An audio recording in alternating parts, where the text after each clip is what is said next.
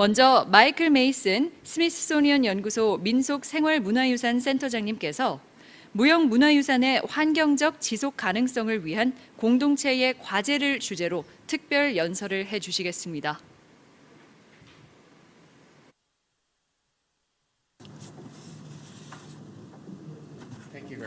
네, 감사합니다.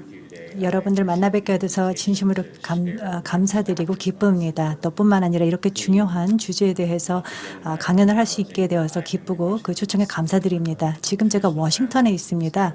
파스카디와 부족민들이 살고 있는 그 전통 땅에 있습니다. 이들의 선조들 또 이들의 장로들 그리고 이들의 청년들을 제가 진심으로 존경을 합니다. 뿐만 아니라 모든 토착민들을 존경하는 바입니다. 저는 이 기회를 빌어 먼저 세계무형문화유산 포럼 주최 측에 감사드립니다. 또 이 준비하신 담당자분들께서 정말 인내심을 갖고 시차가 워낙 달랐기 때문에 힘든 과정에서도 준비를 잘 해주셨습니다. 또 여러 유익한 논의도 나눌 수 있었습니다. 평안하게 그리고 또 유머 감각을 갖고 또 포용성 있게 우리가 기술을 제대로 만지지도 못했지만 이런 부분에 대해서 정말 끈기 있게 잘 참아주셔서 감사드립니다. 뿐만 아니라 동료분들께 감사드립니다. 스미소니안 민속생활 문화유산센터 관계자분들께 감사드립니다. 매일매일 무형문화유산과 관련한 중요성을 미국뿐만 아니라 전 세계적으로 확산하고 전파하기 위해서 노력하고 있습니다. 진심으로 감사드립니다. 오늘 함께 할 수는 없습니다만 오늘 이 자리를 빌어서 아주 흥미로운 주제를 발표하도록 하겠습니다. 그러면 발표를 시작하면서 개괄적으로 몇 가지 토대를 마련해 줄 수 있는 개념을 설명해 드릴 겁니다. 그리고 두 가지 사례를 들어서 설명하겠습니다. 공동체를 기반으로 하고 있는 개입 정책. 그래서 무형문화유산이라는 문제들과 환경 지속 가능성을 어떻게 연결시킬 것인가에 대해서 말씀드리겠습니다. 그리고 문화 지속 가능성이라는 개념을 설명하면서 이 두 가지 사례 연구를 중심으로 해서 이 개념이 어떻게 도출될 수 있는지 그리고 또 현재 이 시점에서 보편적으로 어떻게 사용되고 있는지 설명드리겠습니다. 그럼 본격적으로 발표를 시작하겠습니다. 스미소니언 연구소의 사명은 다음과 같습니다. 이렇게 이해를 증진하고 공동체를 강화하고 공동 인류애를 강화하는 것입니다. 그 중심에 바로 문화가 있고 또 무형문화유산의 힘이 있습니다. 50년 이상 이러한 사명을 추구해 오고 있습니다. 훌륭한 그리고 다양한 전문가 분들이 참여하고 있습니다. 잘 아시는 것처럼 이 분들은 전문가들입니다. 그래서 전문가분들을 대상으로 제가 강연을 하고 있기 때문에 무형문화유산이 무엇인지에 대해서 설명을 드릴 필요는 없을 것 같습니다. 그렇지만 우리가 무엇보다도 기억해야 되는 것은 정말로 광범위한 현상들을 다루고 있다는 점입니다. 우리가 수공예에서 시각 예술에서부터 디지털 예술이나 추상 미술이라든지 우주와 지구와 관련한 이 모든 것들을 다 다루는 것이기 때문에 그렇습니다. 우리가 사실 살고 있는 이러한 세상에는 이렇게 포괄적인 여러 가지 주제들을 다루는 게 익숙한 것 같습니다. 그런데 우리가 다루고 있는 이 보다 더 작은 이런 무형문화유산과 관련한 주제 외의 내용들을 다루려고 하면은 준비가 되어 있지 않은 것 같습니다. 이렇게 포괄적이고 광범위한 그러한 어떤 소재들이 존재한다는 것을 다 이해를 하지 못하고 있는 것 같습니다. 그럼에도 불구하고 이런 다양한 스펙트럼의 사회적인 관습 내에는 공통분모가 분명히 존재합니다. 그렇기 때문에 지속적으로 이렇게 우리의 학제를 넘어서 대화를 나누려고 할 때는 그 점을 항상 인식하고 일관성 있는 메시지를 던져야 됩니다. 지금 무형문화유산에 대해서 논의를 하고 있는데 여러분들도 잘 아시는 것처럼 무형문화유산 보호협약에서는 이렇게 명시하고 있습니다. 그 협약 자체가 그 안에 연관된 수단이나 물체, 공예품, 문화적 공간까지 다룬다는 것입니다. 여기서 문화적 공간이라고 하면은 자연적인 공간을 의미하는 것입니다. 매우 자연적인 관점에서 살펴볼 수 있는 부분이라 생각합니다. 지금 보시는 것은 부탄의 벼농사 지역입니다. 논인데요.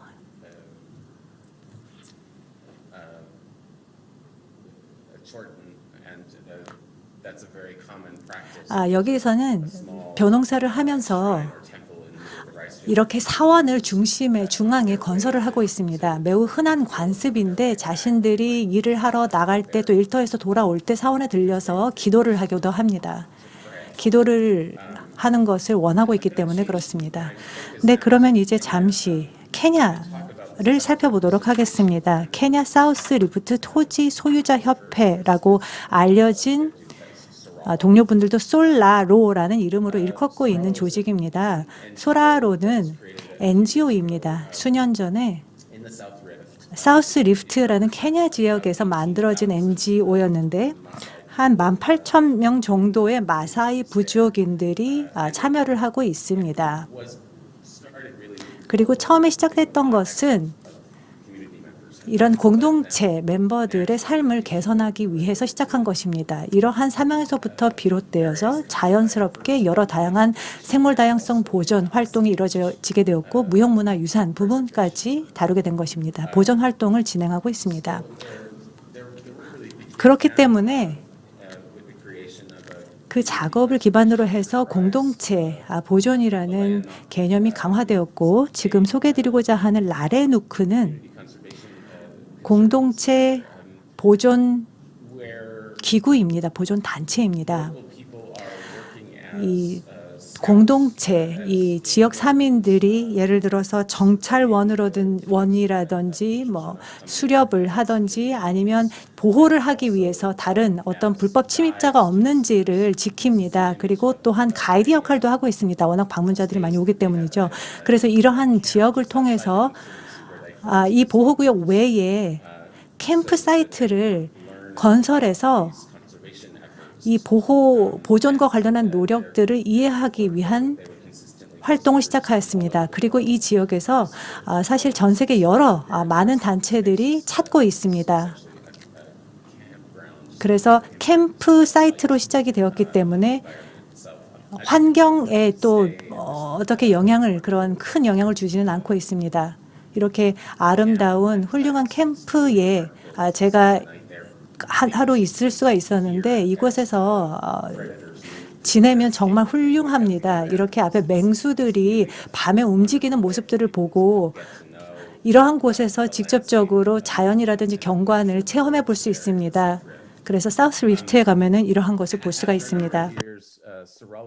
몇 년 뒤에 그 소렐로 차원에서 우리가 마사이 유산 사업을 시작하자라는 결론을 내리게 됐습니다. 우리가 우리의 가지고 있는 전통 지식과 전통 공예품을 우리가 최대한 수집을 해서 어떤 인터랙티브한 박물관을 설립을 하고 그리고 연례 축제를 우리가 같이 계속해서 개최를 하자라고 생각을 했습니다. 이것이 이제 우리 사람들의 생계, 마사이 사람들의 생계를 계속 이제 이어나가고 그것을 더더 개선하려는 노력으로 했던 것입니다. 이게 소렐로 차원에서 이니셔티브를 발족을 한 것이고요. 그렇기 때문에 많은 공동체 원들이 직접적으로 참여를 했습니다.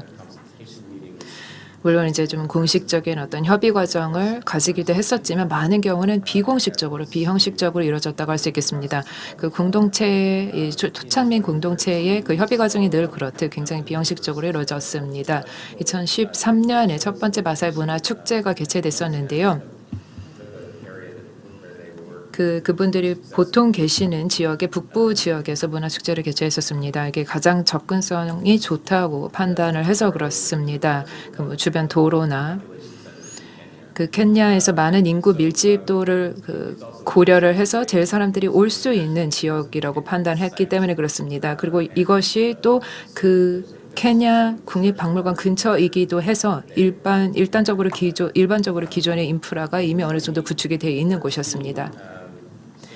2015년에 소렐로가 그 스미소니언 민속 축제에도 참가를 했었는데요. 저희 박물관 소장품 중에 있었던 공예품을 저희가 반환하는 그런 결정을 내리기도 했었습니다. 그래서 이 사진에 보시면 그 소렐로 토착민 그 공동체분들 이 나와 있는 것을 보실 수 있습니다. 저희가 이 공예품을 제공을 했을 때 반환을 했을 때의 그 모습을 저희가 사진으로 찍은 것인데요. 소렐로에 계신 저희 많은 친구분들이 계신데 저희 스미소니언 차원에서 이런 공예품 반환을 하고 미술품 반환을 하는 데 있어서 저희가 계속해서 많은 소통을 하기도 했었습니다. 저희가 이렇게 지속적으로 서로 소통을 하고 의사소통을 하고 해서 제가 이렇게 지금 보여드리고 있는데 이제 간략하게만 말씀드리고 있지만 혹시 여기에 대해서 더 관심이 있으시다라고 하면 저한테 연락을 해주시면 되겠습니다. 여기 존 서만도 빨간색, 파란색, 하얀색 스카프를 입으신 분이 마을의 중점적인 역할을 하고 계신 인물인데요. 이분과도 제가 연락을 닿게 해드릴 수 있습니다. 이제 유럽으로 가보도록 하겠습니다. 그 북유럽 혹은 이제 북유럽의 남쪽 지역이라고 할 수 있을까요? 이 카탈로니아 지역인데요. 발덴바스는 카탈로니아 지역의 한 3,000명 정도 를 이제 차지하는 그런 공동체입니다. 보통 이제 스페인의 동북 지역에 있다고 보통 사람들이 생각을 합니다만 저희 카탈로니아 지역에서 저희가 문화 지도 활동을 하고 난 다음에 며칠 동안에 걸쳐서 문화 지도 활동을 하고 난 다음에 여기 그때 참여했던 사람들이 마지막 날에 단체 사진을 찍은 것입니다. 여기 보시면은 한 가운데 앞쪽 줄 가운데에 중앙에 계신 분이 벌덴바스라는 지역의 시장님이십니다. 예, 턱수염이 좀 많이 기르신 분인데요. 그분이 이제 시장님이시고요. 바로 옆에 핑크색 바지를 입으신 여성분이 이 프로젝트 코디네이터였습니다. 바르도 님이신데요. 그리고 또 그분의 저희 시장님의 오른쪽, 여러분 기준으로 오른쪽을 보시면은 그때 당시 참가했던 학생들이 나와 있습니다. 저희가 문화 지도와 작업을 하는 데 있어서 제가 교육 훈련을 했던 학생들이 있습니다. 사실 이게 이 개인들을 제가 이렇게 이름까지 밝히면서 말씀을 드리는 것은 이분들이 그만큼 함께 참여를 하는 것이 공동체 작업에 있어서 너무나 중요했기 때문에 개인의 활동이 정말 중요하고 개인의 기여가 너무 중요하기 때문에 그렇습니다. 한 여름에 한 10주 동안에 걸쳐서 전체 성인 인구의 그 발덴바스 지역의 성인 인구의 40%분들과 제가 인터뷰를 진행을 했습니다. 600개의 인터뷰, 800시간 이상의 인터뷰였는데요. 인터뷰를 저희가 적극적으로 진행을 하면서 이 카탈로니아 발덴바스 지역에 계신 분들이 어떤 고민을 가지고 있는지 그리고 이분들에게 정말 중요한 무형문화유산이 어떤 것이 있는지를 알게 됐습니다. 사실 이 시장님께서 저에게 초청해 주셔서 저희가 들어가서 작업을 했습니다. 왜냐하면 저희가 공동체 분들이 정말 무엇을 가장 고민을 하고 있는가 그것을 알아야지 그분들의 니즈를 파악해야 무형문화유산을 어떻게 보호할 수 있는지 그 계획을 세울 수 있기 때문에 그렇습니다. 주변의 문화를 어떻게 우리가 보호할 수 있는지에 대해서 계획을 세우기 위해서는 그분들의 생각을 아는 것이 정말 중요했기 때문에 그렇습니다. 그러면서 카탈로니아 이 전역에 걸치신 분들의 성별이나 나이를 막론하고 우리가 알 수 있었던 세 가지 공통점이 있었습니다. 이게 이분들이 원래 토착민 출신이었는지 혹은 이제 새롭게 오신 분들이었는지 그것과는 무관하게 이분들이 다 가지고 있었던 공통된 생각이 있었습니다. 우선 대부분의 분들이 다 공통적으로 얘기를 한 것이 우리가 함께 하는 것의 사회적 가치입니다. 우리가 좋은 이웃이 되는 것 그리고 사회적, 문화적 이런 축제나 이런 활동에 참가를 하는 것이 얼마나 중요한지 지금 여기 살다나라는 민속 춤에 참가를 하고 계시는 모습을 보고 계십니다. 카탈로니아의 아주 지난 한 100년, 200년에 걸쳐서 굉장히 중요한 문화인데요.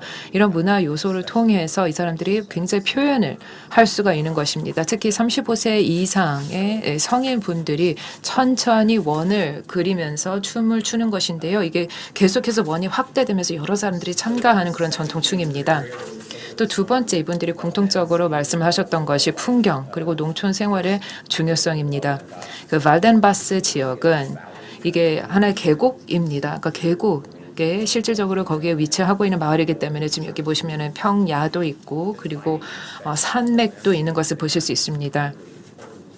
이런 화산이 있는 것도 보실 수 있고 그래서 이 풍경 자체가 이분들에게 주는 영감이 너무나 크고 이분들에게 주는 중요성이 너무나 크다라는 것을 많은 분들이 말씀을 하셨습니다. 이게 실제 이분들이 농업에 직접 종사를 하고 있는 것이든 아니면 가축과 함께 하는 것이든 그것과는 상관이 없이 이 풍경 자체가 우리에게 정체성을 심어준다라는 것에 대해서 이분들이 공통적으로 말씀하셨습니다. 그래서 무형문화유산 보호협약에 대해서 얘기가 나오다시피 정체성을 형성하는 데 이것이 기여를 하는 것입니다. 이게 그 현대 유럽 전체 현대 근대 유럽은 사실 풍경이 다 제각기 다릅니다.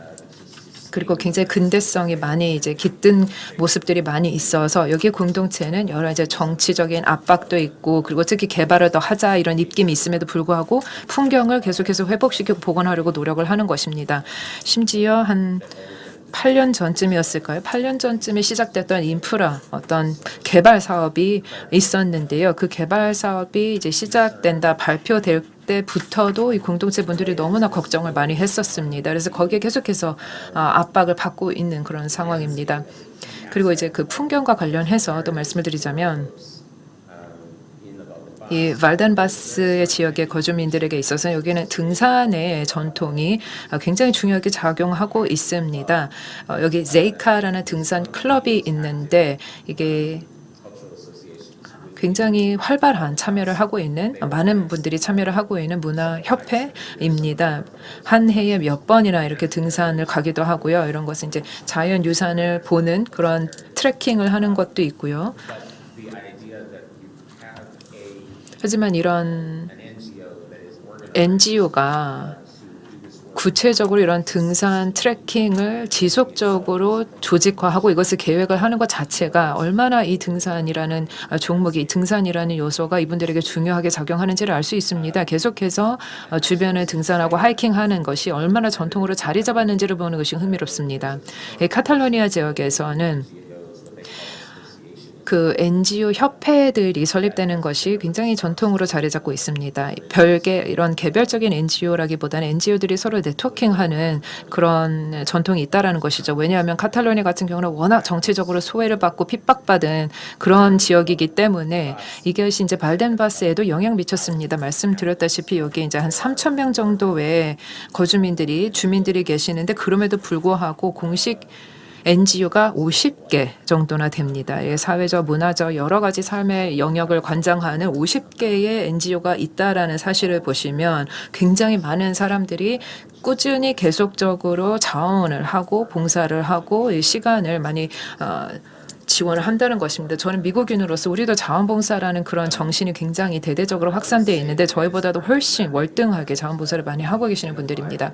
이 문화지도 활동을 통해서 우리가 알게 된 것이 그 마을에 있는 여러 이 산속에 찾을 수 있는 이 작은 물을 이 식수라든지를 알 수 있는 것이 굉장히 중요하다는 것입니다. 이 발덴바스 같은 경우에서도 이 물이 많이 부족한 상황이라서 이런 산 속에 있는 깊은 샘에서 솟는 물이 너무나 중요하다는 것입니다. 이 물이 많이 없어지고 이 샘도 많이 없어지고 이 샘에서 솟는 물도 많이 없어지기 때문에 거기와 비롯된 문화 축제도 많이 사라지고 있습니다. 왜냐하면 예전에는 문화 축제와 더불어서 사람들 여기 가서 같이 수영도 하고 하면서 축제를 굉장히 즐겼는데요. 그걸 이제 할 수가 없는 상황이 있는 것입니다. 저희가 이 지역 카탈로니아 지역 정부의 문화국장님과 함께 협력을 하고 그리고 그렇게 해서 RCH 그 목록화 작업을 하려고 하고 있습니다. 거기 목록화 작업을 하는 데 있어서 여기에 이 스프링, 샘 혹은 옹달샘 이런 산속에 있는 샘과 관련된 종목을 우리가 거기 국가 목록에 포함을 시켰습니다. 이것이 마을에 굉장히 중요한 문화적 활동이 이 샘을 주변으로 많이 활동이 되고 있다라는 것을 많이 돌아가고 있다라는 것을 알게 됐기 때문에 그렇습니다. 물론 아까 말씀드렸다시피 샘에서 물이 많이 부족한 상황이기 때문에 사실 그것이 많이 어려워지고 있다라는 말씀을 드리겠습니다. 지금 이 그림을 보시면 나방이 나와 있습니다. 여기 주변에 이 회양목이라고 하고 있는 나무 목재에 대해서 이 나방이 이것을 갉아먹는 것을 보실 수 있는데요. 이 회양목 영어로 박스워드라고 하고 있는 나무 종이 전통적으로 카탈로니아에 있어서 발덴바스에 있어서는 전통 문화를 표현하는 데 있어서 굉장히 많이 사용됐던 재료입니다. 하지만 이 목재 자체가 굉장히 부족한 상태이기 때문에 이 박스워드 회양목을 사용할 수 있는 것이 통제가 되고 있고 사용량에 대한 규제가 많이 되고 있습니다. 이 나방 자체도 원래 여기에서 온 나방이 아닌데 외래종인데도 여기에 와서 이제 갉아먹는 것을 보면은 기후 변화가 얼마나 이 카탈로니아 지역에도 영향을 미치고 있는지를 알 수 있고 이것이 실제 토착 문화에도 어떤 영향을 미치고 있는지를 알게 됐습니다. 제가 말씀드렸다시피 카탈로니아에 계신 분들과 함께 협력해서 문화 보존 또 보호 계획을 세우려고 노력을 하고 있다고 했었는데요. 그 계획에 대해서 구체적으로는 말씀을 드릴 필요가 없을 것 같지만 저희 좀 더 큰 이 정신인 지속 가능성에 대해서 말씀을 드리겠습니다. 그 중에 이제 하나가 그 목표를 두고 있는 것이 이제 발덴바스 사업인데요. 저희가 지속 가능성이라는 정신을 생각할 때 있어서 이거는 분명히 상호적인 연구라고 생각합니다. 다시 말해 일방적으로 이루어지는 것이 아니라 여러 당사자들이 서로 상호작용을 하면서 탄생할 수밖에 없는 연구라는 것으로 보고 있는 것입니다. 그리고 문화적 지속 가능성을 저희가 계속 담보하기 위해서는 우리가 이것이 관계 형성을 한다라는 것을 알게 되고, 그리고 이러한 문화 지속 가능성을 도모하면서 공동체에 대해서도 지식을 계속해서 축적할 수 있고 사회 문화 생태에 대해서도 지식을 계속해서 축적할 수 있다라는 것을 알게 됐습니다. 그리고 또 특정 공동체의 안녕과 활력을 향상시키는 다양한 윤리적인 개입이다라는 것을 알게 됐습니다. 이것이 굉장히 중요하다고 생각합니다. 제 동료분께서 이게 굉장히 극적이다라는 표현을 하기도 했었습니다. 왜냐하면 저희가 어떤 문화의 표현 무형문화유산이 어떻게 보호되는지 그렇게만 좁게 보는 것이 아니라 사실 저의 1차적인 목표는 이 공동체의 안녕이다. 공동체 분들이 활력을 띠고 그리고 이분들이 전체적으로 복원력이 커지는 것이 정말 중요하다라는 것이 굉장히 극적인 표현이다라고 말씀을 하시기도 했었습니다. 그리고 또 문화 지속 가능성을 담보하기 위해서 계속해서 지속적인 모니터링 또 평가를 해야 되겠습니다. 그래야지 우리가 정말 원하는 임팩트를 내고 있는지를 알 수 있습니다. 제 동료인 터너와 제가 최근에 있어서 짧은 기사를 기고했었는데요. 이 기사가 2020년 1월에 저희 미국 저널에 게시가 됐기 때문에 제가 주최 측에 계신 분들에게 드리긴 했기 때문에 이게 공유가 됐기를 바라겠습니다. 저희 캐서린 그랜트나 헙 스키퍼스 님이 음악 문화를 위한 지속가능한 미래에 대해서 생태 모델을 제시를 했었는데요. 그 생태 모델에 5가지 영역이 있다라는 얘기를 했었습니다. 이 모델을 가지고 저희도 이것을 가지고 창의적으로 생각을 하려는데 도움을 받을 수 있고, 그리고 굉장히 구체적으로 이 사회, 문화, 환경적인 영향, 그리고 이것이 어떻게 그 공동체 그리고 문화유산에 영향을 미치는지를 보려고 하는데 이것을 평가 도구로 사용을 하고 있습니다. 예를 들어서 여기 나와 있는 것이 인프라 규제가 있는데요. 발덴바스에 있는 인프라 또 규제가 이 전통문화 표현에 있어서 많은 영향을 미치고 있습니다. 예를 들어서 아까 말씀드렸던 회양목, 그 박스보드 같은 경우를 규제를 도입을 해서 그것을 사용을 하는 것이 많이 규제를 받고 있기 때문에 어떤 규제를 도입하느냐, 어떤 좋은 규제가 있냐, 어떤 나쁜 규제가 있냐에 따라서 무형문화유산에 있어서도 아주 직접적인 영향이 있습니다. 그리고 또 학습 교육도 여기 나와 있는데요. 젊은 세대들을 어떻게 교육하느냐에 따라서도 미래가 굉장히 달라질 수 있다고 생각합니다. 왜냐하면 이 프로젝트 저희가 하고 있는 이 사업에도 특히 젊은 학생들이라든지 젊은 세대가 참여를 하면서 동시에 나중에 공동체도 계속해서 진화해 나가고 변해 나가는 것입니다. 그분들이 또 이 ICH를 생각하는 것 자체가 달라지는 것입니다. 제가 이런 과정으로 보통 일을 하고 있는데 이건 굉장히 깔끔하게 떨어지는 것으로 보이지만 절대 이렇지 않습니다. 굉장히 어려운 험난한 과정을 겪긴 해야 되겠지만 우선 첫 번째는 무조건 시작점은 관계 설정에서 시작을 합니다. 그래서 관계를 형성하고 그다음에 연구를 하고 기록화 작업을 하고 발덴바스 사업 같은 경우는 제가 문화 지도를 제작하고자 했었기 때문에 그것도 일종의 연구입니다. 그리고 공동체 비전이 있는데 공동체 비전은 이제 장소별로 다르죠. 이것은 해당 공동체에 따라서도 다르고 그 지역에 따라서도 다른데 우선 아까 제가 처음에 보여드렸던 사진 기억나시는지 모르겠습니다. 그 사업에 참여하셨던 모든 사람들이 단체 사진을 찍었는데 그것이 공동체 참여의 어떤 핵심적인 부분 그런 지점이었다고 생각합니다. 우리가 여러 사람들이 문화지도 활동을 하기 위해서 계속해서 며칠간에 걸쳐서 회의도 하고 돌아다니면서 발품을 팔고 지도와 작업을 하고 그다음에 사람들과 회의를 거쳐서 우리가 어떤 것을 배웠다 얘기를 하고 설득을 시키고 그러면서 그 마지막에 단체 사진을 찍었는데요. 그것이 공동체 참여의 한 면을 보여준다고 생각합니다. 그렇게 해서 그 어떤 구체적인 사업을 통해서 어떤 구체적인 뭐 무형문화유산 종목이 됐든 어떤 표현이 됐든 간에 여기에 대해서 우리가 더욱더 노력을 기울여서 마지막에 평가를 하는 것입니다. 평가 같은 경우도 사실 한 번으로 끝나는 것이 아니라 지속적으로 이뤄야 되겠습니다. 그리고 평가도 효과적으로 하는 것이 매우 중요하다고 할 수 있겠습니다. 이 슬라이드 맨 아래에 보시면 커뮤니티 인게이지먼트, 공동체 참여가 처음부터 끝까지 계속해서 이어지는 것을 보실 수 있겠습니다. 전 계속해서 강조를 하지만 공동체 참여가 너무나 중요하고 여기에는 이제 개별적인 대화도 있을 수 있겠고 공동체 회의, 뭐 마을 회의 혹은 뭐 이메일, 불레틴 여러 홍보 자료를 사용을 한다든지 그리고 뭐 언론을 통해서 미디어를 통해서 신문에 뭐 기사나 뭐 잡지나 TV를 통해서 뭐 광고를 낸다거나 다양한 방법을 통해서 공동체 아웃리치를 해야 되는 것입니다. 그래서 공동체 모든 일원들이 이러한 프로세스가 이루어지고 있는 것이구나라는 것을 알 수 있고 내가 여기에 어떻게 참여를 할 수 있는지 그리고 어떤 부분에서 내가 어떻게 기여를 할 수 있는지를 알 수 있도록 하는 것입니다. 굉장히 좀 이상적인 비전을 좀 보여드리고 있는 것입니다.